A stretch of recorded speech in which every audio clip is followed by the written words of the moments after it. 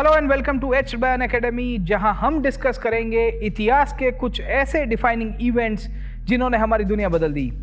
मैं हूं प्रतीक नायक और मेरे साथ है एजुकेटर्स आरती मिश्रा और अमन शर्मा, और आज का हमारा टॉपिक है वर्ल्ड वॉर 2।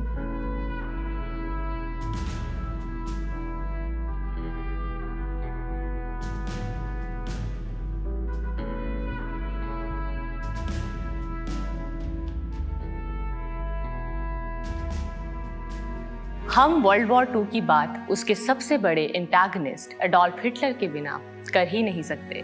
पर क्या आप जानते हैं कि Adolf Hitler was a great artist in his younger days? जी हाँ आरती मैम, जैसे आपने कहा, Adolf Hitler was an artist who got by in his early days by selling his paintings and postcards in Vienna before becoming one of the history's greatest villain, so to speak. पर सबसे पहले world war 2 असल में क्या था, ये जानते हैं। सेकेंड वर्ल्ड वॉर या वर्ल्ड वॉर 2 एक ऐसा मेजर कॉन्फ्लिक्ट था जिसमें लगभग पूरी दुनिया शामिल थी। शुरुआत हुई थी सितंबर 1939 में और उसका एंड होता है अगस्त 1945 में, जहां दुनिया की दो मेजर सुपर पावर अलाइड और एक्सिस फोर्सेस फाइट कर रही थी। और ये दोनों पावर्स थे दी एक्सिस पावर्स, जो कि थी जर्मनी, इटली और जापान, और एलाइज जिसमें थे France, Great Britain, the United States, the Soviet Union and to a lesser extent China भी शामिल था।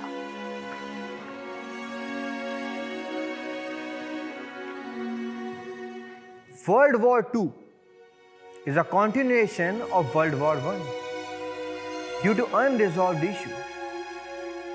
हिटलर ने वायलेट किया ट्रीटी ऑफ वर्साई को अपनी मिलिट्री को एक्सपैंड करके और पोलैंड के ऊपर हमला करके। साथ ही जापान को यह फील हुआ था कि वर्ल्ड वॉर 1 के अंदर उसके साथ चीटिंग हुई है और जापान इस चीज का बदला लेना चाहता। इसलिए मैं कहती हूँ, किसी के साथ भी कोई प्रॉब्लम हो तो जल्दी ही उसका हल निकालो और निपटा लो भाई, पता नहीं कितनी देर तक फिर लड़ाई चलती ही रहे। आपने बिल्कुल सही बात कही ma'am, you have a point, because wars are not without their losses. World war 2 में 50 मिलियन से ज्यादा डेथ हुई, making it the bloodiest conflict as well as the largest war in the history.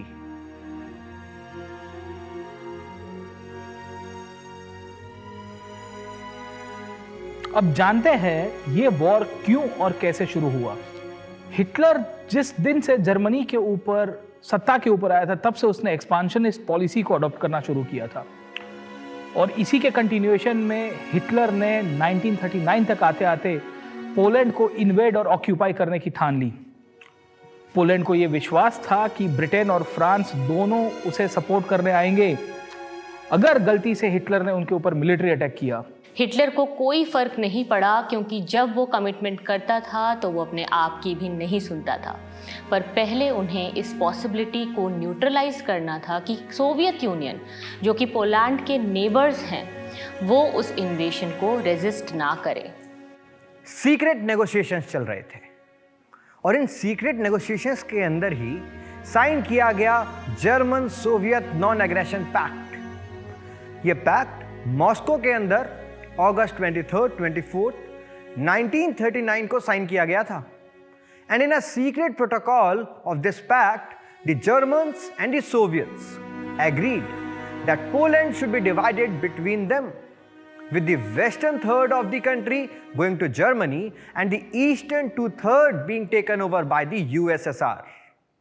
इस पैक्ट के signing के बाद Hitler को confidence था कि जर्मनी पोलैंड पर आसानी से अटैक कर सकती थी without the danger of an intervention bye Soviet और ब्रिटिश फोर्सेस। जब हिटलर को पता चलता है कि अगस्त 25 को एक formal treaty of mutual assistance की जाती है बिटवीन ब्रिटेन एंड पोलैंड, तो हिटलर ने कुछ दिनों के लिए जंग छेड़ दी। हिटलर वो स्टिल डिटरमाइंड और उन्होंने वेस्टर्न पावर्स को, डिप्लोमेटिक एफर्ट्स को आखिर में इग्नोर कर दिया। And finally at 12:40 PM on 31 August 1939, Hitler ordered hostilities against Poland to start at 4:45 the next morning. The invasion began as ordered और उसी के रिस्पॉन्स में ग्रेट ब्रिटेन और फ्रांस ने जर्मनी पर जंग डिक्लेयर कर दी on September 3rd at 11 a.m., 5 p.m. respectively. World War II had officially begun. Germany ने अपना अगला इनिशिएटिव डेनमार्क और नॉर्वे और उसके बाद बेल्जियम के ऊपर करने की शुरुआत की। धीरे धीरे नेदरलैंड्स और फ्रांस को भी जर्मनी ने अटैक किया और इन सब नेशंस को बहुत ही जल्दी से कॉन्कर कर लिया। Later in 1940, Germany launched a further attack on Britain, this time exclusively from the air. The Battle of Britain was Germany's first military failure, as the German Air Force, the Luftwaffe, was never able to overcome Britain's Royal Air Force. जैसे जैसे events आगे बढ़ रहे थे, Hitler भी नई नई चीजें प्लॉट कर रहे थे। As Hitler plotted his next step, Italy, जो कि उस समय पे जर्मनी का एक बहुत ही इंपॉर्टेंट अलाय था, ऑपरेशन मैरिटा, अप्रैल 6, 1941 में चालू हुआ। जर्मन की ट्रूप्स ने ग्रीस को इन्वेड कर लिया बुल्गारिया के रास्ते in an effort to secure its southern flank. जो कंबाइंड फोर्सेस थी ग्रीक की और ब्रिटिश कॉमनवेल्थ फोर्सेस की, उन्होंने भी उनके खिलाफ अच्छी खासी लड़ाई लड़ी, but were vastly outnumbered and outgunned and finally collapsed. 1941 तक आते आते जर्मनी पूरे के पूरे वेस्टर्न यूरोप के अंदर अपना दबदबा एस्टैब्लिश कर चुका था। अब बात आती है सोवियत संघ की। जर्मन्स को लगा कि उरल माउंटेन्स तक उनका साम्राज्य चलना चाहिए। जर्मन सोच रहे थे कि अब हम लोग सोवियत संघ के ऊपर आक्रमण करेंगे और इसी के कारण जर्मन्स ने रशिया के ऊपर आक्रमण किया। जर्मनी को पता नहीं था कि Russia was too big to be swallowed. Russia का इनिशियल रेजिस्टेंस बहुत ही कमजोर था, पर एक साइड के ऊपर राष्ट्रवाद और दूसरी साइड के ऊपर फांसीवाद। होता ऐसा है कि रशियंस ने अपनी नेशंस की स्ट्रेंथ, डिटर्मिनेशन और जर्मनी की एक बहुत ही फेल्ड वॉर स्ट्रेटजी, जिसे हम लोग कहेंगे कि रशिया के ऊपर सर्दियों के ऊपर आक्रमण करना, और जर्मन आर्मी की रिट्रीट शुरू हो जाती है। 1943 तक आते आते स्टालिनग्राड की लड़ाई हुई, कुक्स की लड़ाई हुई, जहां दोनों लड़ाइयों के अंदर जर्मनी की सेना को रिट्रीट झेलना पड़ा।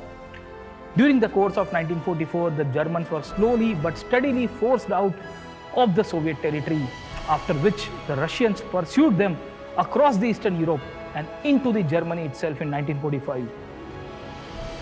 In June 1944, British and American forces launched the D-Day invasion, landing in German-occupied France via the coast of Normandy. Soon the German army was forced into retreat from that side as well. Thus, by early 1945, Allied forces were closing in on Germany from both east and west. दोनों तरफ से घिर चुके थे अब वो। The Soviets were the first to reach the German capital of Berlin and Germany surrendered in May 1945, shortly after the suicide of Adolf Hitler. Pacific के अंदर जो लड़ाई है वो दिसंबर 7, 1941 में चालू हुई थी, जब वॉर प्लेन्स जापान से उड़े और उन्होंने यूनाइटेड स्टेट्स के ऊपर एक सरप्राइज अटैक कर दिया। सरप्राइज अटैक हुआ पर्ल हार्बर के नेवल बेस में, हवाई में। By this time, Japan had already been at war with China for several years and had seized the Chinese territory of Manchuria. इससे आप ये भी समझे कि क्यों चाइनीज और जापानीज के बीच में एक कॉन्फ्लिक्ट सा लगा रहता है। After the Pearl Harbor attack, Japan ने अपने जो सपने थे उनको बड़ा कर दिया। Japan started a massive campaign of expansion throughout the Southeast Asia Pacific region. Although the Pearl Harbor attack provoked a declaration of war by United States on Japan, the very next day, it would be several months before the US forces would get seriously involved. But by the late spring of 1942, the United States and the Japan started engaging in the series of naval battles, ultimately climaxing in the Battle of Midway in 1942 June, in which Japan suffered a catastrophic defeat. For the next year, the United States engaged Japan in a struggle for the Solomon Islands, which lay near vital Allied shipping routes between August 1942 and February 1943. Allied forces carried out an invasion on the island of Guadalcanal, the beginning of long series of Allied offensive that would eventually force the Japanese out of the Solomons and then pursue them from various other Pacific Islands chains that the Japanese had earlier seized. In the meantime, British and Indian forces were combating Japanese troops in Burma. लड़ाइयाँ चलती रही, पूरा Pacific लड़ाइयों से घिरता गया। 1944 और early 1945 के बीच में कुछ बहुत बड़ी बड़ी लड़ाइयाँ भी हुई, जैसे बैटल्स लड़ी गई एट लेते, इवो जिमा and ओकिहावा। By the late spring of 1945, most of the Japan's conquest had been liberated. जो Allied forces थी, they were closing in on the Japanese home islands. As they neared Japan, the Allies began heavy bombing campaigns against major Japanese cities. Tokyo के ऊपर भी एक बड़ा attack हुआ था। ये जो पूरा प्रोसेस है बॉम्बिंग का, ये लगातार चलता रहा टिल द समर ऑफ 1945। अगस्त के अंदर यूनाइटेड स्टेट्स ऑफ अमेरिका ने 2 बड़े एटॉमिक बॉम्ब्स हिरोशिमा और नागासाकी के ऊपर गिरा दिए। जब ये दोनों बॉम्ब गिरे, इनका डिवास्टेशन इतना खतरनाक था कि आज तक भी जो वो जापानीज सिटीज हैं, उनकी सॉइल में, उनके लोगों में आप इसका इंपैक्ट देख सकते हो। और इस डिवास्टेशन के बाद जापान के पास सरेंडर करने के अलावा कोई और रास्ता नहीं था, और कुछ ही दिनों के अंदर जापान ने सरेंडर भी कर दिया। अमन सर, हम सब तो जान गए वर्ल्ड वॉर 2 के इम्पॉर्टेंट बैटल्स, स्ट्रैटेजीज, अलायंसेस और स्ट्रगल्स के बारे में। अब ये जानते हैं कि वर्ल्ड वॉर 2 एंड कब और कैसे हुआ। तो ऐसा है कि वर्ल्ड वॉर 2 अलग अलग कॉन्टिनेंट्स में अलग अलग समय पे एंड हुआ था। यूरोप की बात करें तो ये युद्ध के अंत की शुरुआत होती है 1943 में, जब अलाइज ने आखिर में नाजीज और उनके साथियों को हराना शुरू कर दिया। अगले साल फ्रांस के अंदर डी डे की लैंडिंग्स के बाद फ्रांस की लिबरेशन की शुरुआत हुई, और फिर अलाइड फोर्सेस की गाड़ी सीधे बेल्जियम और नेदरलैंड्स के लिए रवाना हुई। जर्मन ट्रूप्स नॉर्थ वेस्ट के अंदर सरेंडर कर रहे थे ब्रिटिश को सामने ल्यूनबर्ग हिथ नाम की जगह के ऊपर, और एक फॉर्मल सरेंडर की संधि होती है जहां जर्मन फोर्सेस ने 3 दिन के बाद फ्रांस की एक सिटी रीम्स में भी सरेंडर किया। इन सब देशों में जब अलाइड फोर्सेस ने एंट्री की तो बहुत बड़ा जश्न का माहौल बन गया था, क्योंकि जो वहां के लोकल लोग थे वो जान गए थे कि हालांकि दूसरे देशों में अभी भी जंग जारी है, पर उनके लिए तो जो लड़ाई है, जो वॉर है, वो खत्म हो गई। वेस्टर्न यूरोप में हम हाल तो जान गए, अब देखते हैं कि ईस्टर्न यूरोप में क्या हुआ।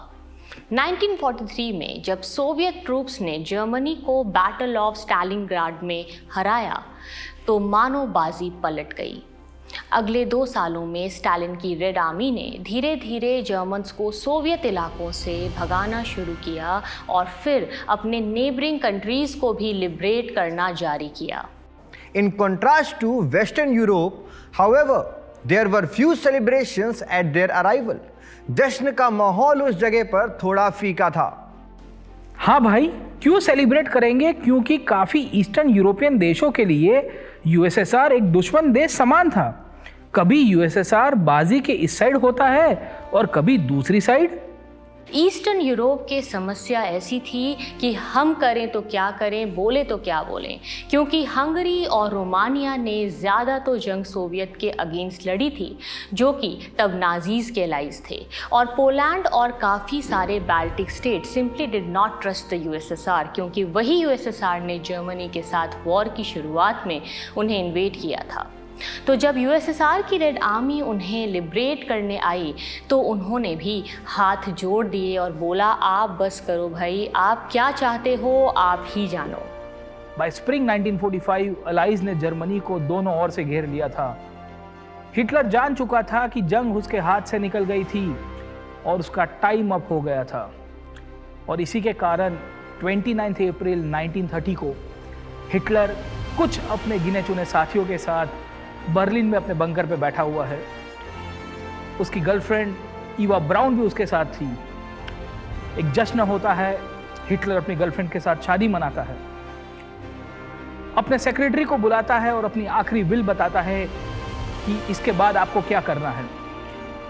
और 30 अप्रैल को अर्ली मॉर्निंग हिटलर बर्लिन में अपने ही बंकर में खुदकुशी कर लेता है। जर्मन ट्रूप्स ने 4 मई को नॉर्थ वेस्ट यूरोप में ब्रिटिश के आगे सरेंडर कर दिया। A formal surrender of all the remaining German forces took place a few days later. On the afternoon of 8th of May 1945, British prime minister Winston Churchill ने radio पे announce करते हुए कहा, Yesterday morning at 2:41 a.m.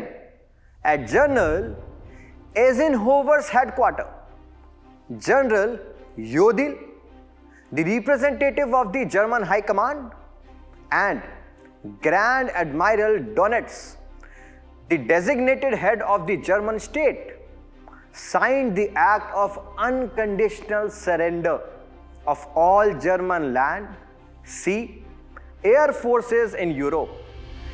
6 लंबे सालों के बाद finally world war 2 Europe में भी एंड हो गई। The act of military surrender का ऑफिशियल टाइम था 11:01 PM एट 8 मई 1945, पर टाइम डिफरेंस की वजह से यूएसएसआर में इट वाज ऑलरेडी 9 मई 1945, और इसलिए रशिया और कुछ ईस्ट यूरोप देशों में विक्ट्री डे और victory in Europe day is celebrated on 9 मई, जबकि यूनाइटेड स्टेट्स और वेस्टर्न यूरोप में विक्ट्री डे 8 मई को मनाया जाता है और माना जाता है। जैसे ही यूरोप में जंग खत्म हुई, अलाइज ने अपना पूरा जोर फार ईस्ट पे लगा दिया।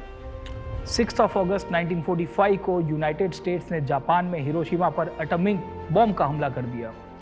चंद ही पलों में पूरा शहर तहस नहस हो गया था एंड लगभग 78,000 से ज्यादा लोग मारे गए। अगले कई सालों तक न्यूक्लियर रेडिएशंस की वजह से और भी कितने लोग मारे गए, and by the end of 1945 the death toll had reached approximately 1,40,000। अनुमान तो यह है कि यह नंबर भी बहुत छोटा है। पहले धमाके के 3 दिन बाद दूसरा एटॉमिक बॉम्ब नागासाकी के ऊपर ड्रॉप किया गया, जिससे 35,000 लोगों की जान चली गई। The final death toll was calculated at least 50,000। Japanese emperor Hirohito को पता था कि इस नए एटॉमिक बॉम्ब के अगेंस्ट वो मुकाबला नहीं कर सकते हैं, और 15 अगस्त 1945 को उन्होंने एलाइज की डिमांड्स एक्सेप्ट कर ली। However, a formal surrender document was not signed until 2 September 1945 aboard the American battleship USS Missouri. World War II was finally over. World war 2 तो खत्म हो गया था, but what were the actual implications of the war? Well, world war 2 was the most destructive war in the history. दुनिया के इतिहास में इसको टोटल वॉर कहा गया है। 3.5 से 6 करोड़ के बीच में लोगों की मृत्यु होती है। सिर्फ यूरोप में ही 2 करोड़ के आसपास लोग मारे गए। It was double then the world war 1। 60 lakh से ज्यादा जूइश लोगों को, वुमेन को और चिल्ड्रन को हिटलर के खौफनाक एक्सटर्मिनेशन कैंप्स में डाला गया और उनको गैस चैम्बर के थ्रू मरवाया गया। जर्मन्स भी खुद बच ना पाए। By 1945, in a population of about 7 crores, there were 70 lakh more German women than man. सच्चाई ये थी कि वर्ल्ड वॉर 2 ने पूरा जेंडर रेशियो बदल दिया था। In financial terms, World War II had cost more than the combined total of all European wars since the Middle Ages. Even Britain, which had been spared invasion, had been transformed from the world's biggest creditor to world's biggest debtor. And much of the continental Europe was obliged to continue living on credit and aid. Economically, Europe के once great powers अब struggle करने लगे थे जब उनकी colonies भी free होने लगी, जैसे कि इंडिया इन 1947, तो उनके प्रॉब्लम्स और भी बढ़ गए। वर्ल्ड वॉर 2 हमारी हिस्ट्री के one of the darkest time में से एक है। There can be no real statistical measurement of the human and material cost of this war.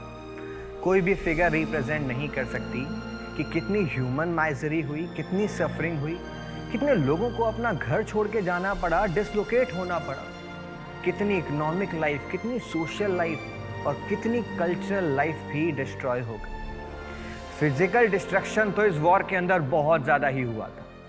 We do hope that the world has learn their lesson and that in this case history is never repeated.